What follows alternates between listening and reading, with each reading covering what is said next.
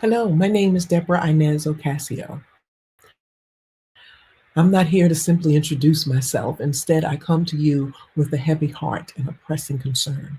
Have you ever witnessed something unraveling or sensed that something wasn't quite right or thought this doesn't make sense? And then wondered why isn't someone stepping up to say or do something to fix this? That's exactly where I found myself. I want to make this perfectly clear that I fully respect and defend everyone's individual right to vote for the candidate of their choice. I strongly believe that the will of the majority is the cornerstone of our democracy, and I honor that. However, what deeply troubles me is the precedent now taking shape in our nation, one that leaves the door wide open for convicted felons to run for and become president of the United States. To be honest, the implications of this precedent scares the hell out of me. As I wrestled with the question of who would step up and take actions to address this, I heard a quiet whisper say to me, "You do it." Now, I wish I could tell you that I just sprung into action. I didn't. I waited for months, pondering over whether I wanted to step into this. I was actually waiting for someone else to step up and address this. But here I am launching a campaign entitled Yes, Up the Standard. Let me put all of your minds at ease. I am not here petitioning for the overturning of the last election, nor am I calling for the impeachment of the incoming president before he even steps into office. The American people have spoken, and their decision must be respected.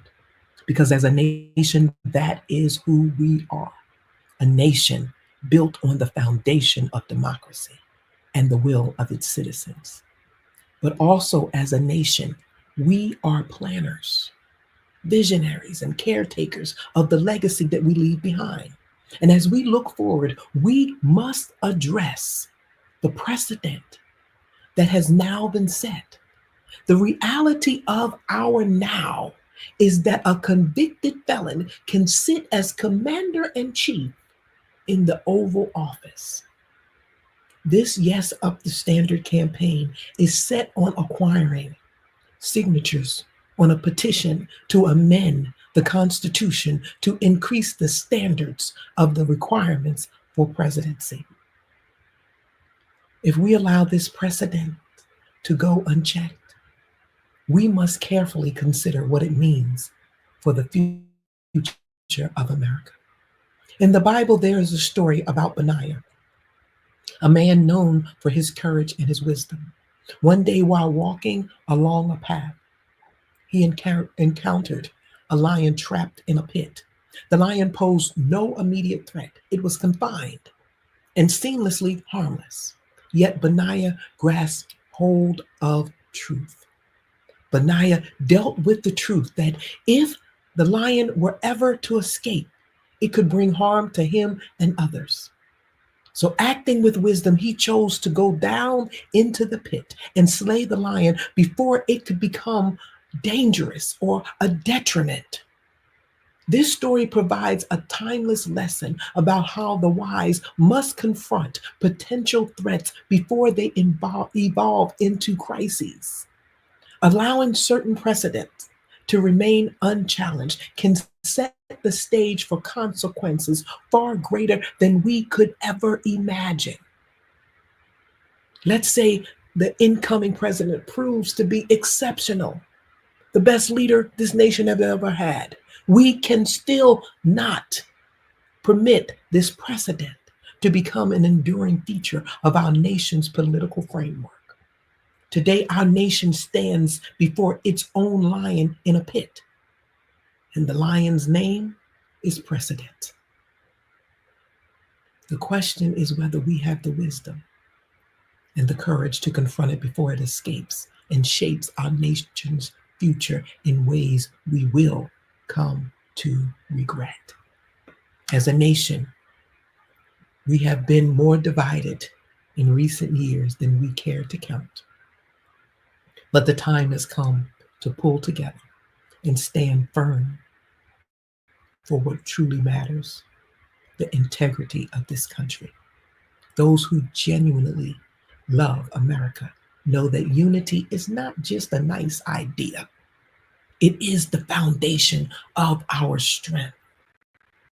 Let's unify around one clear, common sense goal, ensuring that the precedent allowing a convicted felon to leave the free world doesn't become our legacy.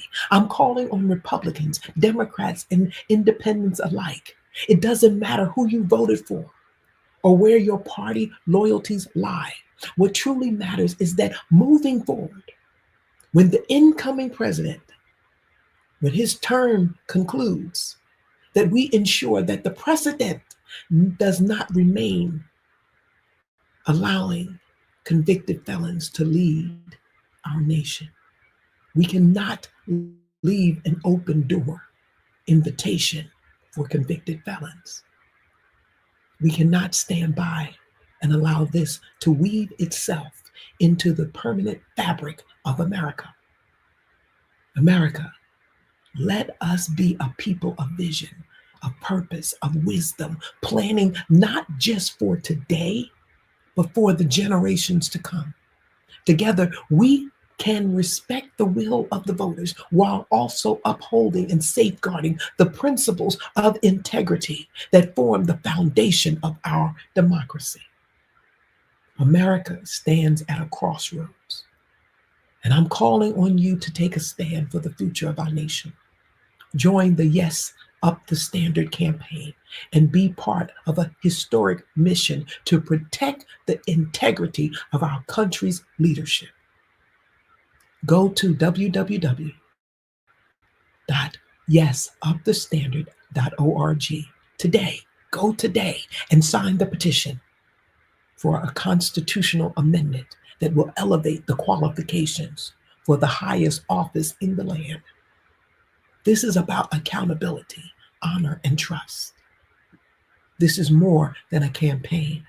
It's a defining moment for the future of our country.